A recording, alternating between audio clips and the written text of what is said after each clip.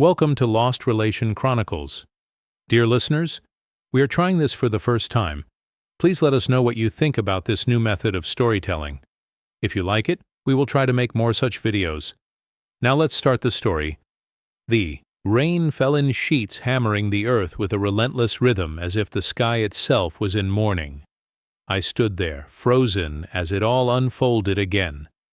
The dream that had plagued my nights for as long as I could remember.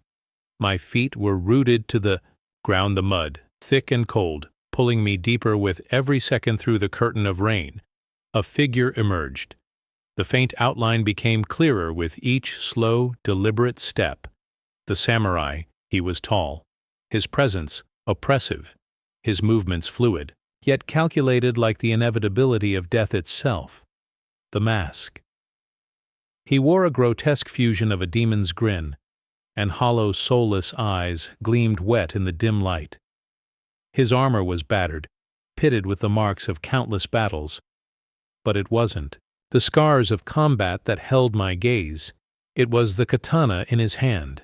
The blade dripped crimson, each drop splattering into the growing pool of blood at his feet. My eyes darted downward, and there she was. The woman, her lifeless body lay crumpled, near his feet, soaked by the rain and stained with the same deep red that painted his sword. Her face was turned away, her hair plastered to her pale, rain-slicked skin. I wanted to move, to cry out, to do something, but the words choked in my throat. Her hand twitched, or so I thought, but the samurai stepped forward, his boot crushing her fragile fingers with an audible crunch that reverberated in my skull. My breath hitched as he turned his head toward me, slowly, deliberately. The mask tilted, and I swear I could feel his eyes behind it boring into my soul. The rain grew louder, a deafening roar that drowned out everything else. But still, I heard the unmistakable scrape of steel against steel as he raised the katana. Then he began walking. Toward me, each step was measured impossibly slow. Yet I could not escape the rain parted for him, the shadows clinging to his frame like spectre, eager to follow their master. My feet refused to obey my body. A prisoner of fear, all I could do was watch helpless. As he came closer, the air grew colder. I could see my breath now fogging in front of me as his towering silhouette blotted out the world behind him. The tip of his sword dragged through the mud, leaving a trail that seemed to pulse and roar as if the earth itself recoiled from his touch, and then I saw it. The mask began to crack. A fine web of fissures spread across its surface, revealing something moving underneath. Something alive. I wanted to look away, but I couldn't. The masks split apart, peeling like old flesh, and what lay beneath was worse than I could have imagined it, was my own face distorted hollow, twisted in a grotesque mockery of my own expression. The thing that wore my face grinned wide and unnatural as it raised the blade high above its head. The rain slowed the sound, ebbing into a suffocating silence. I tried to scream, but the world went black before the blade fell, and then I woke up. My sheets were drenched, though whether from sweat or some unseen rain that had followed me from the dream, I couldn't tell. My pulse thundered in my ears as I stared at the ceiling, but in the corner of my room where the shadows gathered thickest, I could swear I saw it, the mask watching, waiting. Nagasaki. 1938. The sun hung low over Nagasaki harbor, its golden light scattering across the rippling waters like liquid gold. The bustling port city, a mix of ancient tradition and creeping modernity, hummed with life. Traders hawked their wares along the narrow streets, the scent of fresh fish mingling with the sweet aroma of roasted chestnuts above the den of the city. Nestled in a quiet district near the slopes of Mount Anna stood the Ishikawa Kimono House, a small but elegant building with its wooden facade darkened by time and weather. Kanaro Ishikawa sat cross-legged on the tatami mat in the shop's workshop, the rhythmic scrape of his scissors against the delicate silk fabric the only sound in the room. The light filtering through the screens cast long shadows dancing across the neatly folded bolts of fabric and the polished tools of his trade, His fingers moved deftly, tracing the outlines of a cherry blossom motif destined to grace. The hem of a bridal kimono at 28 Kanaro bore the weight of generation on his shoulders. His great-grandfather Ishikawa Nuru had died in the service of the shogun. His katana stained with Mongol blood during the fierce defense of HCK Bay. The sword now rested in the family shrine, a silent guardian of the Ishikawa legacy. His grandfather Ishikawa Hoshi was a different kind of warrior, a naval officer who had faced the guns of German battleships during the siege of Tsingda in the Great War. Hoshi had returned home broken, but, proud his left leg forever lost to shrapnel, it was Koshi who had raised Kanaro. The memories of his parents were faint like fleeting shadows cast by a distant flame. Kanaro was just 5 when they died in a tram accident, leaving him orphaned and alone in the world. It was his grandfather who had taken him in, teaching him not only the art of kimono making, but also the unyielding discipline of their samurai ancestors. Even now, years after Hiroshi's passing, Kanaro could hear his growly voice. "Every stitch you make is a thread that ties us to our past." Never forget that. Yet the world was changing around him. Japan in 1938 was a nation. At a crossroads, its feet planted firmly in both ancient traditions and the modern ambitions of empire. The shadow of war loomed on the horizon, casting a PA over the vibrant streets of Nagasaki. Soldiers in crisp uniforms passed through the city on their way to the front, and whispers of conflict reached even the quiet halls of the Ishikawa shop. Kanaro paused his work, his gaze drifting to the shrine in the corner of the room beside the katana. Rested a framed photograph of Hiroshi in his naval uniform. The stern lines of his face softened by the faintest trace of a smile. A candle flickered. Before the shrine, its flame wavering in the still air, the bell at the shop's entrance chimed softly, breaking Kano's reverie. Rising to his feet, he smoothed his kimono and made his way to the front of the shop. A young woman stood there. Her hair, neatly tied back, her eyes darting nervously as she clutched a bundle of fabric. She bowed deeply, murmuring an apology for her intrusion. "I need a kimono," she said, her voice trembling for my brother. He's leaving for the army." Karo's heart sank. As he listened to her request, he had heard this story countless times in recent months. Sons, brothers, and husbands departing for distant battlefields, leaving behind grieving families and uncertain futures. But he bowed in return, offering her a warm smile despite the heaviness in his chest. "Of course," he said softly, "let us honor him with something worthy of his courage." As he guided her toward the shelves of fabric, the weight of his family's legacy pressed against him like an unseen hand. He was not a samurai or a soldier, but he carried their spirit in his craft. Each stitch, each fold of silk was his own quiet battle against the tide of change, a reminder that even in the face of uncertainty, tradition could endure. The woman's nervous smile softened as she carefully cradled the wrapped kimono. "In her arms, thank you, Kanaro-san," she said with a deep bow. "Your work will give my brother strength." Kanaro returned the bow, his expression warm but somber. "It is my honor. May it bring him safe passage." As she stepped out into the bustling streets, the bell above the door chimed once more. Leaving the shop in silence, save for the faint rustle of leaves outside, Kanaro turned back toward the workshop, but stopped short when he saw his grandfather standing in the doorway. Hiroshi's tall frame seemed frail now, his walking stick supporting him as he leaned against the wooden frame. The lines on his face were deep etched by years of pain loss and unspoken wisdom. His gaze was steady, piercing even as he regarded his grandson. "You should not have done that," Perosi said after a long pause, his voice low and firm. Kanaro frowned, confused. "Why grandfather? The family name is built on service through our kimonos. We honor those who sacrifice for others." Hiroshi sighed, his shoulders sinking, as if weighed down by an invisible burden. He hobbled toward the shrine and knelt slowly, his movements deliberate. With one hand he lit the incense. The thin tendrils of smoke curling upward, his eyes remained fixed on the katana resting in the shrine. its blade long since but its history as sharp as ever Canero. He began his tone grave. There will come a time when you must face the truth of our family. When that day comes, you'll understand why I tell you this.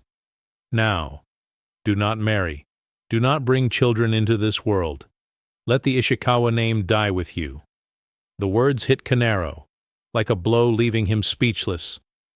Grandfather. He managed to whisper, his voice shaky. What are you saying, our lineage? Your lineage goes back generations. We carry the honor of samurai of craftsmen.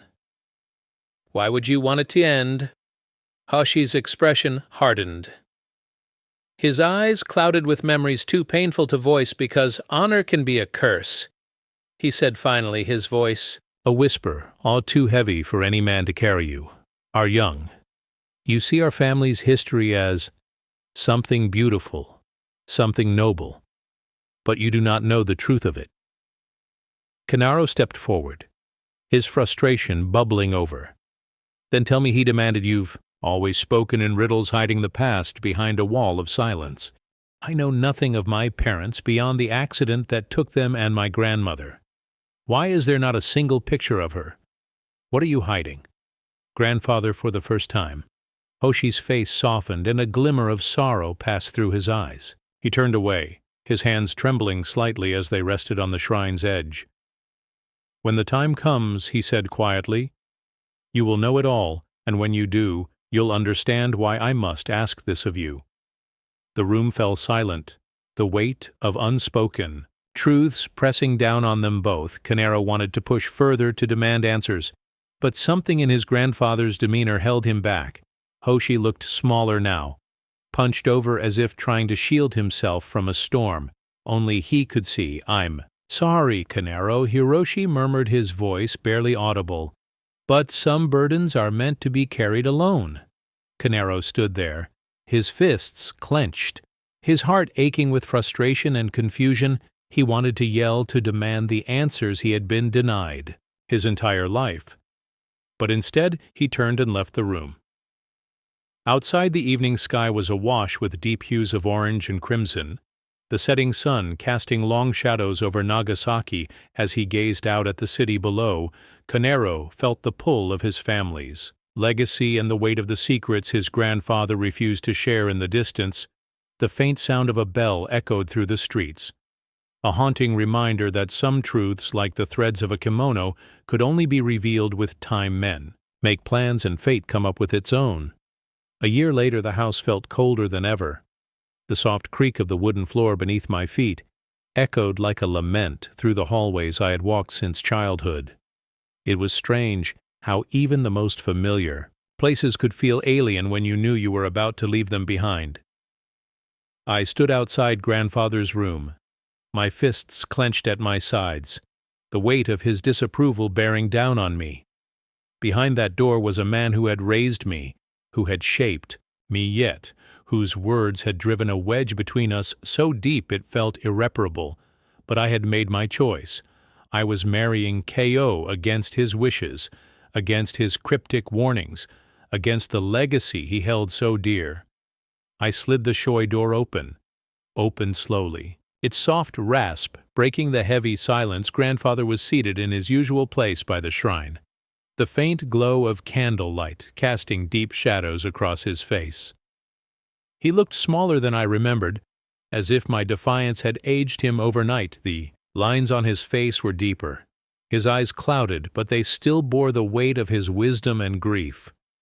You called for me, I said, trying to keep my voice steady. He didn't turn to face me. Instead, he stared at the katana in the shrine, its polished hilt gleaming faintly. Sit, he said simply. I obeyed, though my heart was pounding.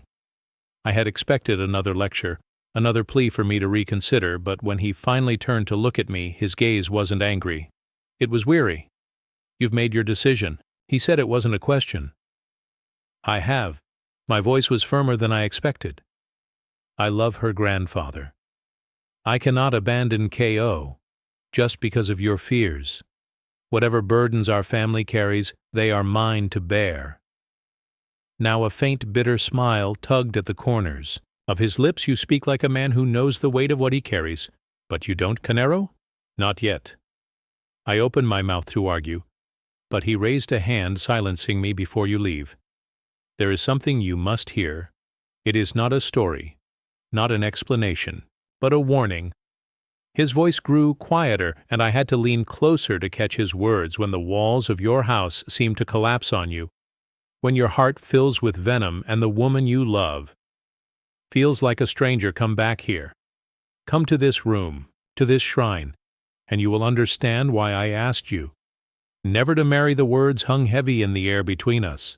I felt a chill crawl up my spine, but I forced myself to meet his gaze. Why not tell me now?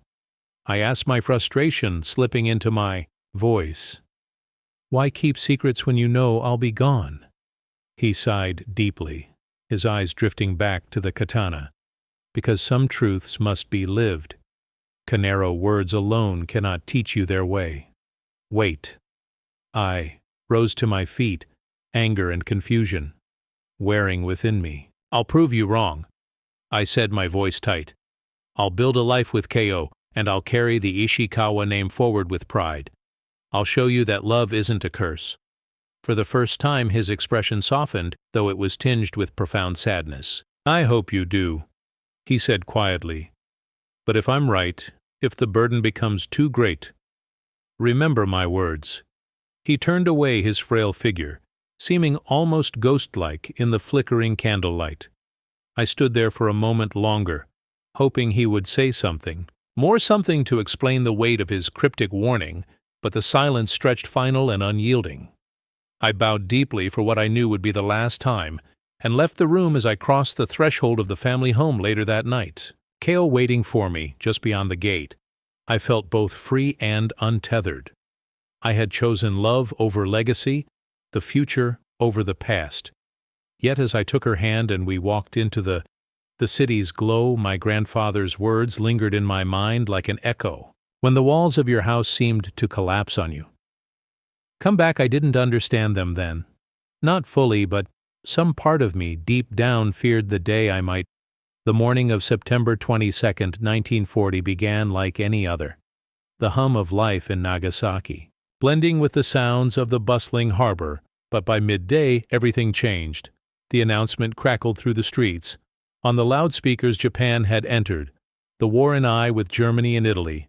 The empire would no longer remain a silent observer. The words sent a chill down my spine. Even as the crowd around me cheered with patriotic fervor, men raised their fists shouting ODS of loyalty to the emperor, while women bowed their heads in solemn pride. But amidst the sea of celebration, all I could think about was Ko, my wife, my everything. I hurried home, weaving through the jubilant crowd, my heart pounding. When I reached the house, I found her sitting by the window, her hands clasped tightly in her lap. She must have heard the news. Her face was pale, her eyes wide with fear. They're going to call you, aren't they? She asked, her voice barely above a whisper. I knelt beside her, taking her hands in mine. I don't know, I admitted, but if they do, my words faltered. What could I say? That I would stay, that I could refuse the empire. Summons. We both knew the truth. Within weeks the summons came. My draft orders were handed to me with cold efficiency.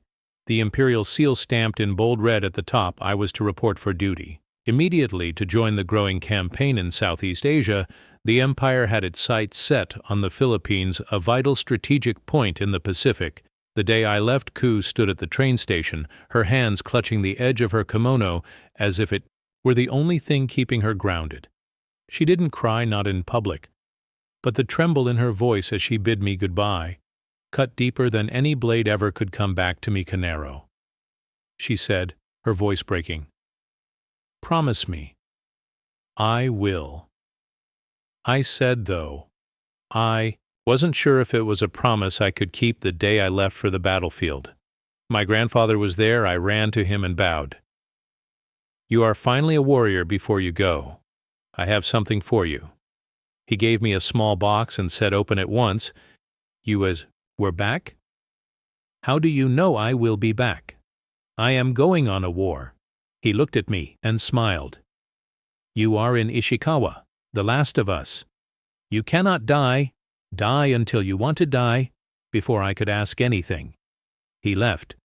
Where was nothing, like the stories my grandfather told. Those tales of samurai honor and bravery seemed almost laughable.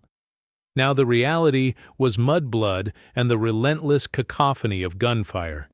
The air was thick with the stench of death, and every step forward felt like walking through a graveyard of shattered dreams. The Philippines were supposed to fall quickly, a testament to the empire's strength, but the campaign was brutal. Every village, every hill, every inch of ground was fought over with a ferocity I hadn't imagined. I came as a young man with dreams filled with duty and determination. I left as a husk shot 3 times. Once in the shoulder, once in the leg, and once in the side. I somehow survived. But survival came with a cost. I had seen men I called friends torn apart by artillery, their bodies unrecognizable. I had seen villages burned to the ground, the cries of the innocent swallowed by the roar of war. When the Philippines finally fell, it was declared a great victory for the empire, but for the 4 Ishuazurun of us who had survived it, felt like anything, but we had lost our humanity in those jungles, leaving pieces of ourselves scattered among the dead. When I was sent back to Nagasaki to recover, I felt no relief. My body was broken, my spirit crushed. The empire didn't care for the dreams I once carried. I was just another soldier, a cog in the war machine. The train ride home was quiet. The other wounded soldiers around me as hollow-eyed as I was when I finally stepped off the train. The familiar streets of Nagasaki felt foreign. The once bustling markets were subdued, their vibrancy dulled by rationing and whispers of the war's toll. Propaganda posters adorned every corner, urging loyalty, sacrifice, and unyielding devotion to the emperor. When I reached our house, I paused at the gate. The home I had built with Ko felt like a dream, now a fragile memory from a life that no longer felt like my own. I raised a trembling hand and knocked. The door opened, and there she was, Ko, her face lit with relief and disbelief as she rushed to me, throwing her arms around me, despite my injuries. "You're alive," she whispered, her voice breaking. "You're home." I wanted to tell her I was back, that I was whole, but the words wouldn't come. How could I explain that the man who had left her months ago was gone that night? As she sat by my side tending to my wounds, my grandfather's warning returned to me. When the walls of your house seem to collapse on you, when your heart fills with venom. I had dismissed his words as paranoia, but now with every ache in my body, every haunting memory of the battlefield was killing me. The early days after my return were a blur of pain and recovery. Ko was there, her hands gentle as she dressed my wounds and helped me to my feet. She cooked my meals, spoke softly, and even smiled faintly at times. For a moment I thought we might find our way back to the life we had before, but it didn't last. Slowly everything eroded. 3 years later the tenderness gave way to silence, the warmth in her eyes replaced by something cold and distant. At first I told myself it was the strain of the war, the same burden that weighed on everyone in Nagasaki. But soon her absence became harder to ignore. She would leave, early claiming errands to run or shifts at the local textile shop. Her returns grew later, and later her excuses thinner and more hurried. I would sit by the window watching the streets darken, waiting for her shadow to reappear. Each passing hour twisted the knot of doubt in my chest tighter. Our conversations, once filled with dreams and shared laughter, became strained when I tried to talk to her, to ask where she went or why she was distant. She would dismiss me with clipped words or silence. And then came the first fight. "You should have died with honor," she spat one evening, her voice trembling with anger. "A martyr for the empire. Instead, you came back broken like some coward who couldn't face the end." Her words hit me harder than any bullet. I stared at her, searching her face for the woman I had fallen in love with, the woman I had fought to come home to, but she wasn't there. I didn't choose to survive, I said quietly, my voice shaking. I didn't have a choice. You always have a choice, she snapped, turning away from me. But you chose yourself. You chose to come back and burden me with your brokenness. The venom in her tone left me speechless. The woman who had held me on our wedding day, who had kissed me goodbye, with tears in her eyes, now looked at me as if I were a stranger, or worse, a failure. The fights became a routine. As inevitable as the sunrise, she accused me of being weak, of dragging her down, of ruining her life. I tried to fight back, to remind her of the love we once shared, but my words felt hollow. Even to me, each argument left me more drained, more uncertain. My grandfather's words echoed in my mind like a ghost's warning when the walls of your house seem to collapse on you, when your heart fills with venom. Was this what he meant? Had he foreseen this pain, this unraveling of everything I held dear? Weeks passed, and I forced myself to stand, to take small steps around the house, my body ached with every movement, but I refused to let it hold me down. I thought that maybe if I showed KO I was still strong, still the man she married, things might change, but my efforts were met with indifference. She barely acknowledged me now, her presence in the house fleeting and cold one evening. After another argument that left my chest tight with frustration, I found myself staring at the small box my grandfather had given me.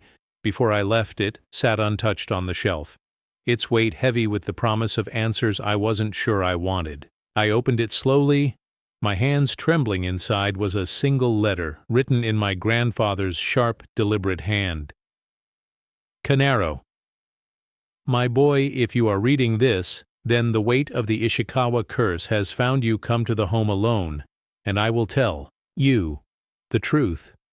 The answers you seek cannot be written. They must be spoken, and only when you are ready to hear them. The house will always be open to you. The words burned into my mind as I read them again and again. I had thought my grandfather's warnings were mere superstition, the ramblings of an old man set in his ways, but now, with Ko's scorn cutting deeper than any wound, I wondered if there was truth to his fears.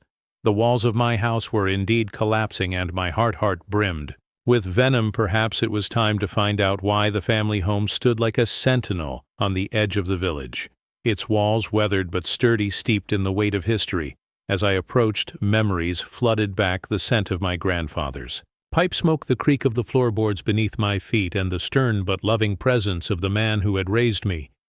He was waiting for me in his study, sitting cross-legged on the tatami mat. The years had etched deeper lines into his face, but his eyes were as sharp as ever. Without a word, he gestured for me to sit. I knew you'd come, he said, his voice steady but tinged with sorrow. The weight of our bloodline is not something you can escape. I sat before him feeling like a child again. Despite the scars on my body and the torment in my mind, you said I would know when the time came. I said, my voice barely above a whisper. I'm here now. Tell me the truth for a moment. He said nothing, his gaze distant, as if peering into a past too dark to revisit it. Then he began his words, deliberate and heavy. Our family story is one of blood and regret. He said it begins with our ancestor Ishikawa Tadashi, a fierce samurai who served during the Kamakura shogun. Tadashi was a warrior. Unlike any other, his blade, swift and merciless, he killed without hesitation, without remorse, believing himself to be invincible, favored by the gods themselves. I nodded, the pride in our lineage still lingering despite the dread that crept up my spine. But Tadashi's arrogance was his undoing. My grandfather continued. One day, he came across an old monk traveling with a young girl. The monk was wise, devout, and utterly harmless. But Tadashi saw the girl as a spoil of war. He ordered his men to take her, and they did right in front of the monk. I felt the bile rise in my throat at the words he just watched. Yes, my grandfather said, his voice grim. And when it was over, the monk approached Tadashi, his face calm, but his eyes burning with a fury that no man could match. He cursed Tadashi, sealing our bloodline fate. What was the curse I asked, though? I already felt the answer gnawing at the edges of my mind. The monk said, "As you have made me watch helplessly, so shall every man of your bloodline suffer the same. You will watch your loved one be ravaged by another, and she will love it more than she ever loved you." The words hung in the air like a blade poised above my neck. I stared at my grandfather, my chest tight with disbelief. "You're saying this is why you told me not to marry?" He nodded solemnly. "Your father? Your uncles? My father? All of us have lived this curse. It is inescapable, Canero. You defied me, and now the curse has found you." My heart pounded in my chest as the realization hit me like a thunderclap. KO. I scrambled to my feet, the room spinning around me. "I have to go," I said, barely able to form the words. "Canero," my grandfather called after me, his voice filled with both warning and sorrow. "You cannot escape fate, remember that." But I didn't stop. I ran the streets of Nagasaki blurred as I made my way back home, my mind racing with thoughts I couldn't control. Memories of Ko's distance, her late nights, her cold words. They all fit together now, a puzzle I had refused to see. When I reached the house, the door was slightly ajar. My breath caught in my throat as I stepped inside the side. Silence deafening. KO. I called out, my voice trembling. No answer. I moved toward the bedroom, each step heavier than the last. The closer I got, the more my heart screamed for me to turn back, to stop, to leave this moment unspoken and unseen. But I couldn't. The door to the bedroom was half open, and through the crack I saw them. Kyo, my wife, the woman I had fought to come home, was in the arms of another man. Their movements were feverish, their moans echoing in my ears like a cruel symphony. She wasn't just tolerating it, she was lost in it, her face alight with a pleasure I had never seen before. The world shattered. Around me I stumbled back, my legs giving way as I sank to the floor. The curse, my grandfather's warning, the monk's words, it was all true. Every man in our family destined to live this nightmare, to watch helplessly as the ones we loved betrayed us in the cruelest way possible. KO didn't see me. Neither did the man, and in that moment I wished I had died on the battlefield, a martyr for the Empire. Anything would have been better than this. Canero collapsed and fainted. His grandfather and his servants carried him back to the family home by now. KO was watching, half-dressed, and still in arms of her new man. She watched the old man and his men carry her husband to a carriage. The old man looked back, stared right into her eyes. A cold shiver went down her spine, and she tried to distance herself from her lover's arms. I woke to the scent of incense and the faint creak of wood shifting under its own age. My body felt heavy. My mind clouded, but the memories of what I had seen tore through the haze like a blade. Ku, the curse. The room was dim, lit by a single paper lantern. My grandfather sat at my bedside, his hands folded in his lap, his face etched with an expression I couldn't read. "Grief, perhaps, or resignation. You fainted," he said simply, his voice calm but firm. "I had you brought back here." The images of Ko and the man flashed through my mind again, raw and vivid. I clenched my fists, the shame and rage mixing into a venomous concoction in my veins. Why, I croaked, my voice hoarse. "Why didn't you tell me sooner?" He sighed deeply, the weight of his ears pressing visibly on him. "Because knowing wouldn't have changed anything. The curse finds us all. No matter what we do." I sat up slowly, my body protesting the movement. "I need answers," I said, my voice trembling. "All of them. No more riddles." He nodded, rising to his feet. "Then follow me." The house was silent as we moved through its halls, the servants nowhere. In sight, my grandfather led me to a part of the house I had never been allowed to enter as a child. He opened a heavy wooden door and motioned for me to follow. The room beyond was like stepping into another world. The walls were lined with old, Scrolls and artifacts, the air thick with the scent of aged wood and lacquer. At the center of the room stood a display case, and within it an imposing suit of samurai armor. But it wasn't the armor that held my attention. It was the mask, the face, of the demon. Its hollow eyes staring back at me was the same as the one from my nightmares. The blood-soaked figure standing in the rain, the woman lying dead at its feet. It all made sense. Now this belonged to Ishikawa Tadashi, my grandfather said, his voice reverent and grim. The man who began our family's legacy and our curse. I approached the display, the mask gaze pulling me, and it seemed alive, as if it could see into the depths of my soul. "This is what you saw in your dreams, isn't it, my?" grandfather asked. I nodded slowly, my throat dry. He gestured to a low table nearby where an old leather-bound journal lay. That journal contains Tadashi's account of his life, his deeds, his sins. The curse began with him, but its effects have rippled through every generations. Since I turned to him, my voice shaking. "You said my parents, their deaths weren't an accident." He lowered his head. His hands clasped tightly in front of him. They weren't the room, seemed to tilt as the words sank in. "Your grandmother," he began, his voice heavy with regret, "was cursed just like Ko. She betrayed me in the same way, lost herself to another man.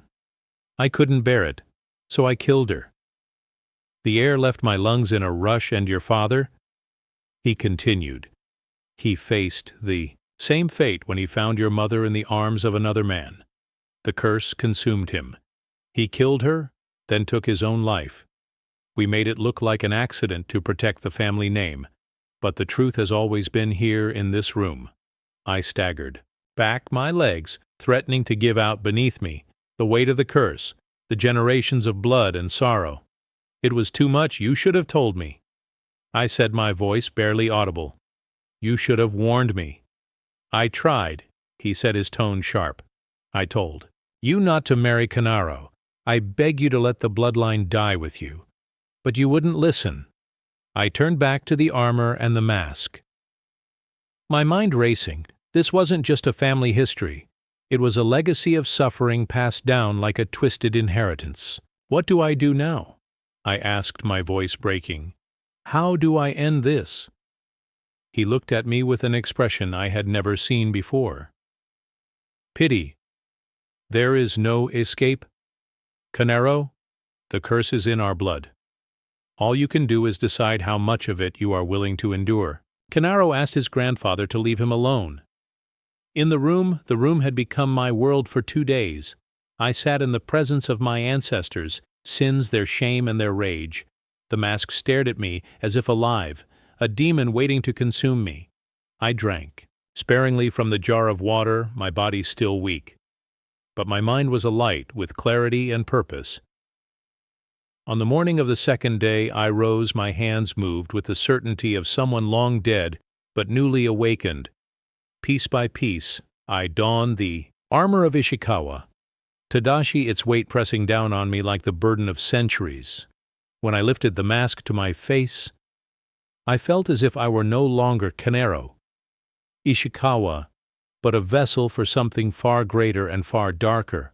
I stepped out of the room, the tatami creaking beneath my armored feet. My grandfather was waiting, flanked by the servants, their faces pale with a mix of fear and reverence. "The curse ends today," I said, my voice muffled but resonant through the mask. "Mark the date, grandfather." August 9th, 1945. He nodded solemnly, his eyes glistening with tears he refused to shed. He didn't try to stop me. Perhaps he knew better than to try. The streets of Nagasaki were alive with whispers and stares as I walked toward my home. The sight of a man in full samurai armor was surreal, a ghost of a bygone era haunting the modern world. Children pointed and adults murmured, but I paid them no mind. Each step brought me closer to the betrayal, to the curse. The sun was high, its heat relentless, but I felt nothing. My body moved with purpose, my heart hardened into something unrecognizable. When I reached the house, I didn't bother with the door. I kicked it open, the wooden frame splintering under the force of my boot. The Air inside was thick with the stench of sweat and sin. The sounds from the bedroom were unmistakable, and they ignited a fury within me that I had never known. I climbed the stairs each step, echoing like the toll of a funeral bell when I reached the bedroom. I pushed the door open and stood there framed in the doorway, like a specter of death. Ko was tangled in the sheets with her lover, their bodies writhing in a mockery of the vows we had exchanged. She was moaning, her voice dripping with ecstasy. "You're so much better than him," she gasped. "He's a coward. A broken man."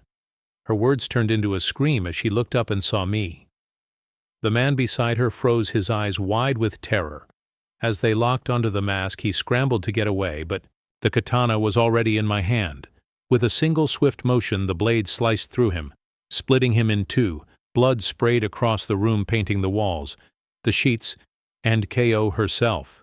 She shrieked, pulling the sheets around her as if they could shield her from what was to come. "Canaro, stop, please." But the curse didn't listen, and neither did I. I stood over her, the blade dripping crimson onto the tatami. She wept, begging her words, a garbled mess of apologies and excuses.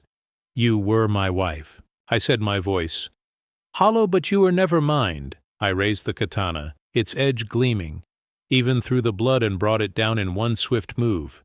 Ko was split in two. Canaro stepped out of the house, the front door creaking on its broken hinges, and stood in the middle of the street. His armor was soaked in blood, the crimson dripping steadily from the edges of the katana. He still gripped tightly. His mask glinted dully in the afternoon light, its hollow eyes unfeeling as they surveyed the hushed neighborhood. The world was silent. Too silent. The people who had gathered outside earlier to gawk at his strange appearance now stood frozen, their faces pale with terror. Mothers pulled their children close. Old men whispered prayers, and even the bravest among the onlookers took cautious steps back. Canaro didn't notice their fear. He didn't hear their murmurs. His mind was elsewhere, on the echoes of Ko's screams, on the blood-soaked tatami of his home, and on the words of his grandfather, "The curse finds us." All as he stepped into the street, he felt the weight of his actions, but not the guilt. He wasn't Kentaro Ishikawa anymore. He was something else, something born of the bloodline of the curse and of the generations of suffering that had culminated in this moment. But then, the sky changed. The light shifted, suddenly, unnaturally. The bright afternoon turned blinding, as though the sun itself had descended upon the city. A roar deafening, otherworldly, shattered the silence, and the ground trembled. Violently beneath his feet, Canaro turned his masked face to the horizon, where a blinding flash had erupted, growing larger and brighter with each passing second. For a moment, time seemed to stop the world, holding its breath in the face of an unimaginable force. And then came the fire. The shockwave hit him first, a wall of air so powerful it knocked him to his knees. He clutched his katana as if it were the only thing anchoring him to the earth. The heat followed, searing and relentless, enveloping everything in its path. Buildings crumbled like paper, the air itself igniting into a storm of flame. And Ashkano's dream came rushing back to him, vivid and terrible, the samurai standing in the rain, his armor drenched in blood, the woman dead at his feet. But this wasn't rain. This was fire. The sky burned red-strewn with black as the mushroom cloud, rose like a demon unfurling its wings. The screams of the city filled the air, high, sharp wails of terror and agony blending with the roar of the Inferno. Canaro staggered to his feet, the heat licking at his armor, the blood on it sizzling and steaming. The mask felt like it was melting into his face, the hollow eyes now reflecting the apocalyptic scene around him through the chaos. Canaro felt something stir deep within him, a realization cold and final. The curse had been fulfilled. The bloodline would end with him, not in quiet tragedy, but in cataclysmic annihilation. The sins of Ishikawa Tadashi had come full circle, consuming not just Canaro, but the entire city, perhaps the entire world. He took a step forward, then another, walking through the flames as if in a trance. People ran past him, their bodies charred and broken. Their cries of desperation falling on ears that could no longer hear. In his mind he saw his ancestor, Ers Tadashi in his blood-soaked armor, his grandfather weeping silently, his father standing over his mother's lifeless body. He saw Keo, her face twisted in terror. As the blade descended the katana in, his hand felt heavier with every step, its edge blackened by the firestorm. He gripped it tighter, the metal burning into his skin, and turned his gaze upward. The sky was no longer a sky. It was an inferno swirling with smoke and flame. The rain of fire poured down relentlessly, consuming everything in its path, and in its fiery embrace Kanaro saw the truth of the dream. The final piece of the curse. The samurai drenched in blood had never been his ancestor. It had always been him as the flames. Closed in, Kanaro dropped the katana. It fell with a dull clang, swallowed by the molten earth beneath him. He removed the mask, slowly, his face now bare to the inferno, and let it fall as well. He stood there, a lone figure in a world red, reduced to ash, and waited for the fire to claim him when the heat became unbearable, when the world around him dissolved into light and pain. He smiled. For the first time in generations, the Ishikawa family would finally know peace. And then there was nothing. Dear listeners, please share your thoughts in the comments section below, and don't forget to like, share, and subscribe.